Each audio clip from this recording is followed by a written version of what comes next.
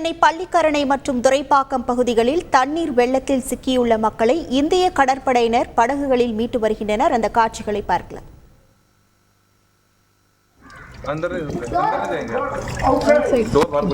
வெளியே திறக்கணுமா?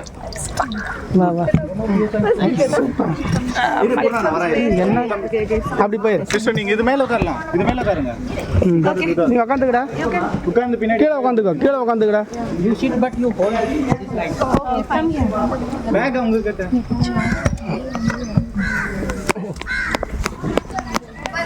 பேக் பார்த்து வாங்கம்மா.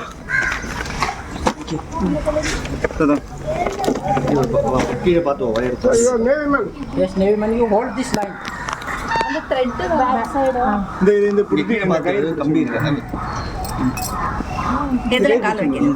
இதுல வைக்கணும். கீழ உட்கார்ந்து போறலாம். உட்கார்ந்து வைங்க. பூரா அப்படியே இரு. பாவ இருக்கு. நிக்காங்க. பாத்து. இது கம்பியா.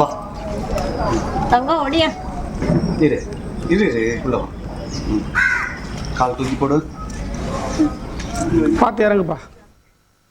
விவரங்களோடு இணைகிறார் செய்தியாளர் சதீஷ்மணி. வணக்கம் சதீஷ்மணி. இந்த குடியிருப்பு பகுதிகளில் இடுப்பளவு தண்ணீர் இருக்கக்கூடிய காட்சிகளை நம்மால் பார்க்க முடிகிறது.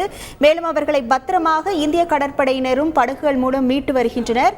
மேலும் இன்னும் எத்தனை பேர் அங்கு மீட்கப்படாமல் இருக்கிறார்கள்? அங்குள்ள கள நிலவரங்கள் என்னவாக உள்ளது?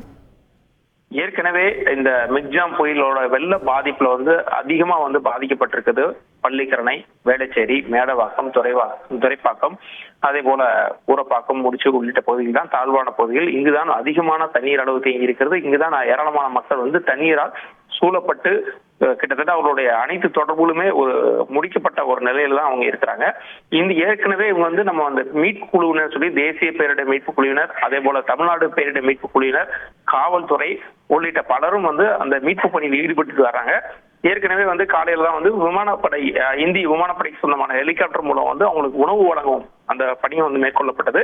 தற்போது இதுல நேவியும் உள்ள வந்திருக்காங்க. நேவி இது துரைப்பாக்கம் மற்றும் அந்த பள்ளிக்கரணை பகுதிகளில் அதிகமாக தண்ணீர் தேங்கியுள்ள ஏரியாக்கள்ல அவங்களுடைய போட் மூலமாக சென்று கிட்டத்தட்ட நீங்க பார்க்கலாம் அந்த வீடியோ காட்சியில ஒரு ஃபர்ஸ்ட் ஃப்ளோரே தண்ணீரை ஒரு பாதி அளவுக்கு நிரம்பி இருக்கு. அந்த அளவுக்கு தண்ணீர் தேங்கி இருக்கக்கூடிய ஒரு பகுதியில அந்த வீட்டுல இருந்தவங்கள ஒரு சிறியவர்கள், குழந்தைகள், வயதானவர்கள் ஆகியோர்ல மிக ஒரு ஆபத்தான முறையில அவங்கள ரெஸ்கியூ பண்ற அந்த ஒரு காட்சிகள் தான் நமக்கு தற்போது ஒளிபரப்பாயிட்டு இருக்கு. இதே போல தொடர்ந்து இந்த பள்ளிக்கரணை பகுதியில், அதே போல துரைப்பாக்கம் பகுதிகளில் தண்ணீர் அதிகமாக தேங்கி இருக்கிறதுனால அந்த பகுதியில போட் மூலமாகவே வெளிவர முடியாமல் வீட்டுக்குள்ளே முடங்கி கிடக்கக்கூடிய குழந்தைகள், வயதானவர்கள் ஆகியோரை மீட்கும் பணியில இந்திய கடற்படை ஈடுபட்டு வருகிறது. நன்றி சதீஷ்மணி. செய்திகளை உடனுக்குடன் தெரிந்து கொள்ள உடனே சப்ஸ்கிரைப் பண்ணுங்க.